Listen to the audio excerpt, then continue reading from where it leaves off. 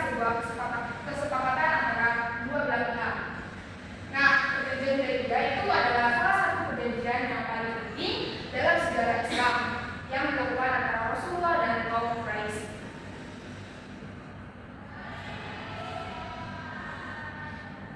Lalu ada latar belakang isi perjanjian Hudaybiyah.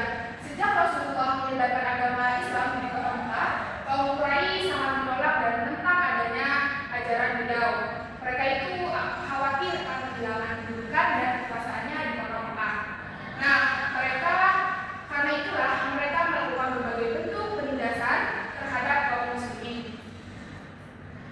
Jadi, akibat tekanan yang semakin berat, Rasulullah SAW dan para sahabat akhirnya hijrah ke Madinah sekitar tahun 622 Masehi.